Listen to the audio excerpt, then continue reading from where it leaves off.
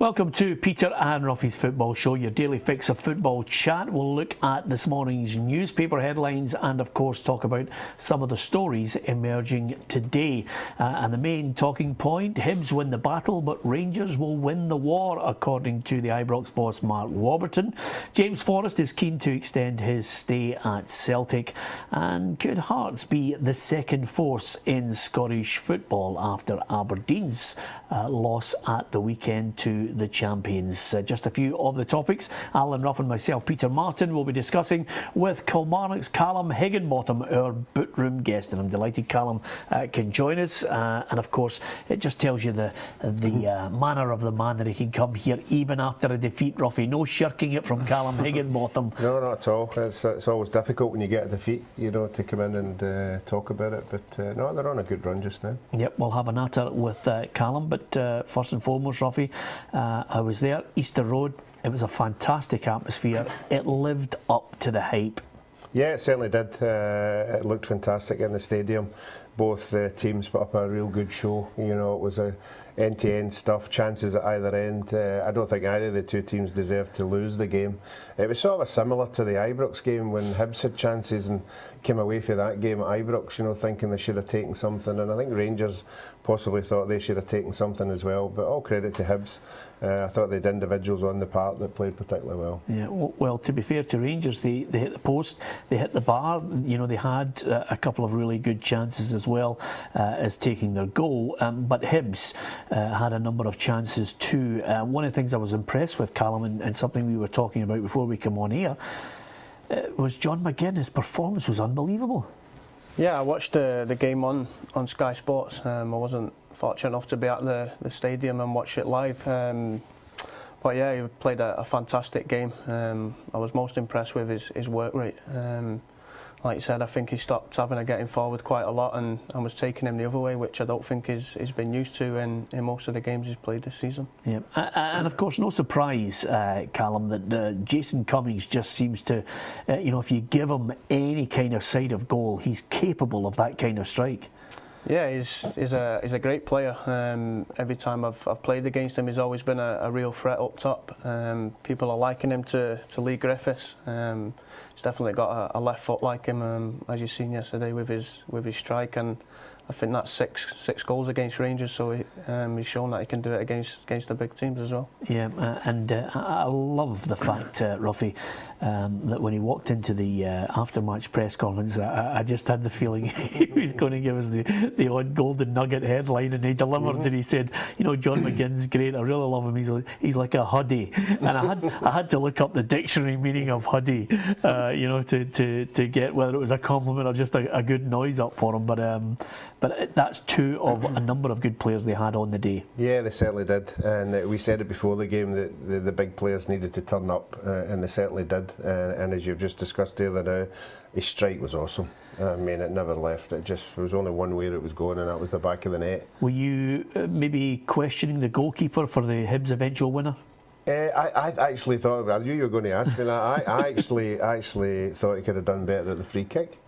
I didn't think he needed to give away the corner. I thought it was a couple of steps over and just catch it rather than trying to a wee bit flash, putting it over. But certainly he will criticise himself for the corner, there's no doubt about that.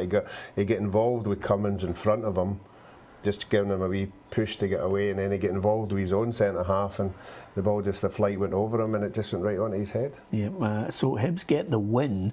Of course, it reduces the gap to 5 points, but as Alan Stubbs pointed out, you don't hand titles out just in winter. I've never seen a team win the title in November in any league in the world.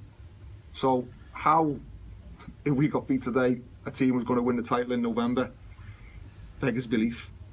You know, I would have liked to. I'd like to be if I was Rangers, and I'd like to be 11 points clear. But they're not, and you know, nothing's won until mathematically you've won it. You know, we've seen teams before with big leads, and they've been clawed back. You know, there's a history of it. Just go back and look. Yeah, no titles handed out in November, and I think I can take his point on it. I think the key element here, Kallum, is it keeps that championship alive. Yeah, definitely. Like you said, if they would have lost that game, then they would have been 11 points behind Rangers. It's definitely not over, but if they lose that game, then it's a big points tally to try and drag back. Still only the early days, but like I said, they've won the game now and they've closed that gap, so it's all to play for. Yeah, and Mark Warburton quick to point out that Rangers still have the advantage. We're only 5 points clear. That's the things, the message to players. Not an arrogant way. If we say at the start of the season, you've played 12, you've lost 1, you've got 33 points and you're 5 points clear, would you take it? I think any fan, any player would take it. We were angry downstairs and that would do us some good to get angry because we could have a good performance second half. There was one team in it and we didn't get our rewards. It's a good point, Ruffy, that Mark Warburton makes. He wasn't critical of his team. You know, there were spells in that game where they opened Hibs up, they had chances, couldn't convert them, but they still have the advantage. Yeah, they certainly have. Hibs had a poor start to the season, which didn't help them at all. But you're right, and he will, as we said, you know, go away from the game thinking if it went our way, we might have taken something out of that game. And they are got all the pluses for them, there's no doubt about that, because I just don't think there's enough other teams this year in the Championship to take points off of Rangers. When Hearts were in it last year, with the 3 big teams, you know, you would thought they'd all taking points off each other. But apart from Hibs, you know, I just can't see anybody taking points off Rangers. So it'll be possibly up the Hibs Rangers games that are coming up that could be crucial at the end. They will drop points here and there, but I don't think they'll drop enough. Yeah, okay, let's have a look at the weekend results in the Championship to see how it all panned out. Hibs getting the win reduces it to 5 points, but of course I think one result that stands out there again was Falkirk. You know, that was a good convincing win again against a St Mirren side that haven't got going. Yeah, I saw the highlights of the game and Falkirk look good. They look as if they're on a wee roll now. Obviously they've bounced back from the excuse me, the disappointment at Ibrox. They've some good results, and unfortunately St Mirren obviously getting a couple of players off. Could get my head round the second one, you know, a goal scoring opportunity in your own half. You know, he'd still about 50 yards to go before he scored. But if that's in the rule book, then fair enough. But he had a long distance to cover before he was putting it in the back of the net. Yeah, well, I was going to say, I mean, I did have a bit of sympathy, Callum. You know, this isn't a goal-scoring opportunity from the halfway line. When you're down to 9 men, you know that the game's not going for you at St Mirren. Yeah, like he just said, 50 yards away from goal. I don't know how you can call that a goal-scoring opportunity. It's still 50 yards for a player to get back and get a tackling or something like that. So to get sent off for that, then I think it's a bit of a shambles. Yeah, let's have a look at the table to see how it looks in the Championship before we get into the meat and bones of the Premiership.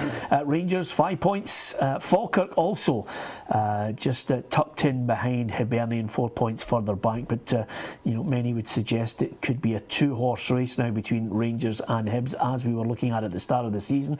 Alloa, just at this moment, Ruffy, there's a gap that's developed there between Dumbarton, St Mirren and Livingston. Yeah, and unfortunately for them, they'll get Rangers at the weekend. He'll be smarting from that defeat yesterday, so I'm sure they'll be looking forward to that one at the weekend. Yep, let's look to the Premiership. You guys were going well, Callum, up until the weekend. Yeah, we've been on a fine run of form, and even at the weekend I thought we played some really good football, and on another day we would have come away with the 3 points. A few of us didn't have our shooting boots on at the weekend, me included, and Motherwell came with a game plan and they stuck to it and they nicked a late goal. It was very disappointing, but we got back to training today and we'll look forward to now Saturday against St Johnstone. It's good to see the wee boy Slater back. He was a big player when we used to go and see them, and now he's back fully fit, and he'll be a big asset to you. Yeah, definitely. I think that was probably one of the turning points was when he come back from injury. He had an hernia operation early on in the season, and he's a player that likes to get on the ball and get things moving in the middle of the park, and I think that's what we was lacking early on in the season, and like you said, it's just a joy to have him back now. Yeah, are you embracing the double session? Do you think that's been vital to you? Stephen Smith mentioned that the players have all benefited now from working hard on you know, set plays, organisation, positioning. Yeah, we were still doing the double sessions early on in the season, but I think the togetherness of the squad now, and like you said, the hard work that we're putting in, especially in the international breaks when teams was getting a few days off over them breaks, we was in doing double sessions, and I think that hard work's now coming through and showing in the results that we're picking up. Yeah, we're going to talk about Champions League football in the next part. I know you're from Manchester, Kallum. Are you a red or a blue? I'm a red. You're a red, yeah. Okay, and immediately don't throw things at the set if you don't agree with them. It's all about opinions. If you're a red, you're a red. We'll get Kallum Higginbotham on his opinion on Kilmarnock for the rest of the season, the other Premiership matches, and we'll look at all the divisions and, of course, the aforementioned Champions League matches.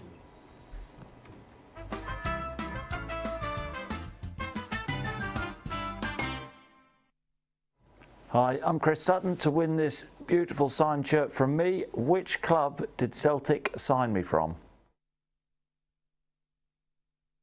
Hi, I'm Craig Turnbull, and don't forget you can watch the PLZ Soccer News headlines Monday to Friday by clicking on the link below.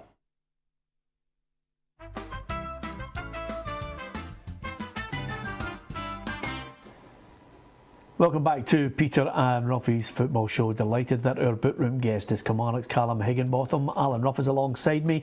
Let's look at some of the other games in the Premiership in Scotland, Ruffy, and one of them at Celtic Park. If he's going to get criticised from time to time for poor performances in Europe, he certainly can't be criticised, Ronnie Dyler, for his team's performance against Aberdeen. No, the team responded, there's no doubt about that.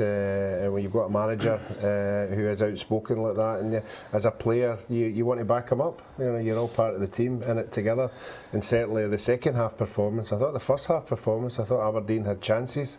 It has been happening against Celtic, but if you don't take your chances, then that's what happens to you in the end. And you have to say that Lee Griffiths is absolutely on fire just now, and he's leading the way. Well, as a few Celtic fans mentioned to me over the weekend, Szymanowicz looked as if he would add a bit of solidity to it, but it was head in hands when they made the changes and brought on Effie Ambrose. That's when Aberdeen scored. Yeah, it certainly was. It was a weakness, you know, a ball getting thrown into the box, and when that happens, you're looking for a defender just to take charge and just say, right, I'm just going to win it. But obviously when he went off, you know, everybody was looking at each other, nobody took command whatsoever, and it was just a free header. Callum, as a player in the Premiership, when you come up against teams like Celtic, because of the criticism that's come their way in their back line, do you guys sense that there's goals there, that there is a weakness in that lineup? Yeah, most definitely, especially since they've lost Van Dijk to Southampton. He was a massive presence in the art of that defence. Every time I played against him, he just seemed like he was playing Sunday League football. It was that easy for him. But now he's gone, and like you said, the likes of Effie Ambrose and people like that, he is known to an error. So it does give you that little bit of belief that you can go and press against him and maybe get that goal. Yeah, I'm glad you mentioned there that Van Dijk looks as if he's strolling in games. They interviewed him at the weekend, Ruffy, and highlighted that he looks as if he's strolling down there as well. Yeah, he certainly is. And I remember bumping into Gordon Strachan at I think it was the Celtic Partick Thistle game, and he was saying he could play anywhere. Everybody thought he would be tested a bit more, and he will be tested against the bigger sides, there's no doubt about that, but against the teams of their level, he is, you're quite rightly saying, strolling through the games. Yeah, Aberdeen, are they a busted flush, Ruffy? It's an incredible turnaround, there's no doubt about it, from the run of wins they had at the beginning of the season. And there were signs of it, but we never really looked at it. You know, I think it was Hamilton went up in a midweek game and they scored late on, and there was another game where they got a goal. They were winning games, but not winning them with the flair that they were winning them at the beginning of the season. So, you know, and it's very difficult for them to get back on the rails again, and Hearts will just be hoping that it continues, because they will now fancy themselves as the number 2. Well, I was just about to say to you, I mean, that's probably, you've got the best insight, Callum, because you've played against all these sides. Hearts suddenly have emerged in second place, only 6 points behind Celtic. Yeah, they had a fantastic start to the season. I think it was 5 or 6 games unbeaten, and then he went on a little blip where he lost a couple of games, and now they've started to find that form again. I think it's all down to Aberdeen's, like you said, the failure that they've had at the minute. No one would have seen what's happening to that at the minute.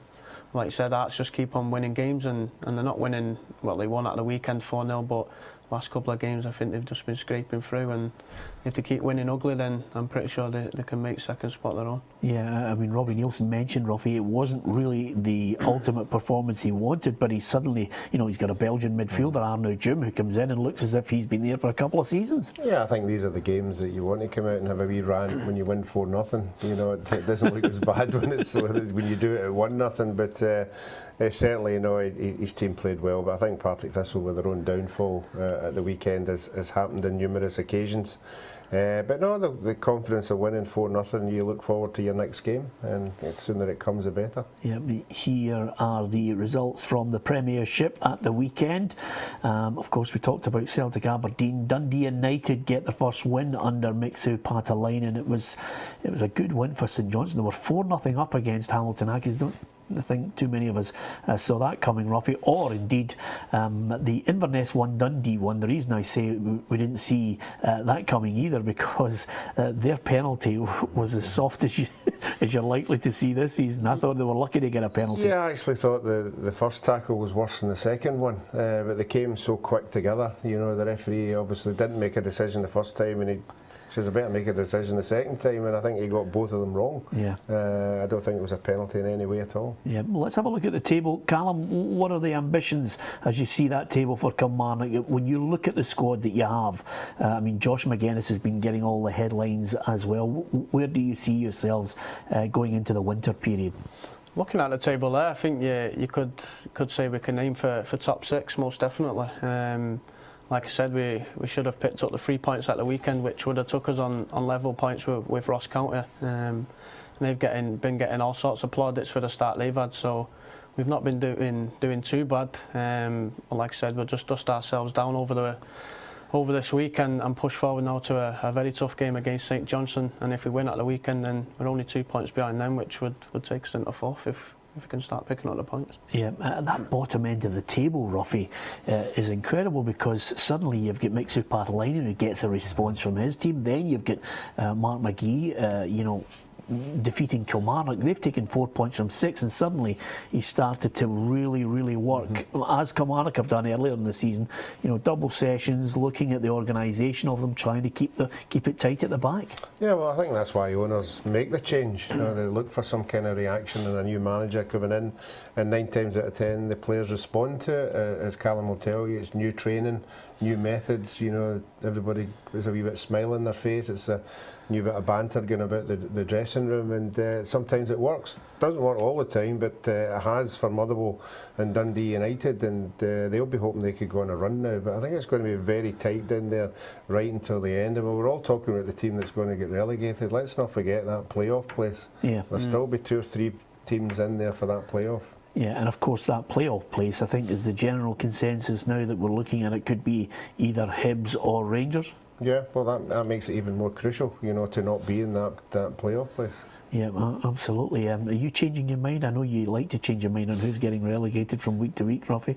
No, I can't remember who I went with at the beginning of the season. I had don't be afraid to say Kilmarnock. I don't think I did. All right, I did say Kilmarnock. Did you? I can't remember. I think it was Kilmarnock with Partick Thistle and Motherwell floating about the playoff position. Yeah, but again, everybody thinks they can get away from it. You guys have got goals in the side, as well as guys like Chris Boyd, who will wait for their chance undoubtedly. Yeah, like you said, we've got Boydie and Josh McGuinness, who are scoring the goals at the minute, and also Greg Kilty, who's been a fantastic player over the last couple of weeks. But I think the biggest difference as well was bringing Conrad Balatonian at the back. He assured things up, and obviously with the skipper coming back as well now, Mark Connolly, we're pushing for the starting place as well. Things are starting to look bright, and so I think it's whoever puts a run of games together and starts picking up points, and you start to pull away from the bottom where we don't want to be. Yeah, and I've got to mention this, Ruffy, because we did have a laugh about it before you come into the studio. As soon as Kallum signs for Kilmarnock, did you actually look and put your head in your hands and think, oh no, AstroTurf? I was hoping this question wasn't going to come. Like I've said in previous interviews, I'll always stand by what I said. I'd prefer to play on grass pitches. I think every player in the Premiership would, but The surface is there. That wasn't a problem when I signed. I've not been injured while I've been playing on the surface, so it just shows that I can play on it. But like I said, I'll always stand by what I said after the game at Hamilton. Yeah, I was going to say, although obviously Kallum doesn't like it, it's a surface that you would think would suit your style of play. You know, top of the ground, your pace, you know, being able to dink people, you know, and it looks that kind of surface. Yeah, it's a fantastic surface when it's wet, but see, as soon as it dries out, then it can become sticky, and you're not sure how much power you need to put on a pass, or if you're playing a long ball, if it's going to run out or if it's going to stick up. Whereas on grass, you know what you're going to get 9 times out of 10. So I think that's probably the biggest thing, and also the impact it has probably on your joints. I can't see it being much help. Yeah, well, that's good for us, Ruffy, because I'm going to put as much money as possible on Kallum to get maybe 10 or 11 goals in the winter, and then as soon as it hits March or April, no money on him for any goals because it'll dry out. I can't let you go without giving us your thoughts. Can United win the title down south? It's going to be a big ask, I think. I think we'll probably need to bring someone in the January window, someone who can score some goals. If it was me as the manager, I think you'd drop Rooney back and play Martial up the top. Yep, there you are. There's a wee insight, Ruffy. Are they going to win, Ruffy, at the Champions League against CSKA Moscow? Yeah, I think they will. I think Man United are the kind of teams that light up European football, and I think they'll do that again. Okay then, there you are. We managed to sneak in a wee bit of Man United as well to keep Kallum happy. We wish him well for the rest of the season. Let's hope he's got his scoring boots on. Gary Locke will certainly hope so. Great to have him as a guest. From Ruffy and myself, good night. Thanks for watching Peter and Ruffy's Football Show. If you enjoyed the show and you'd like to see more, then why not go on to plzsoccer.com. All our guests from the full series are there, and you can interact with various little competitions that we've got and see some of the other fantastic features in the boot room and dream team as well. So click on there, plzsoccer.com, and of course, not only Monday to Friday, Ruffy, we've got much more. Yes, we certainly have. We have live football right through all the divisions, Scotland and England, 2 to 6. 2 o'clock till 6 on a Saturday. If you want the goals as they hit the back of the net, then click on plzsoccer.com. Thanks for watching.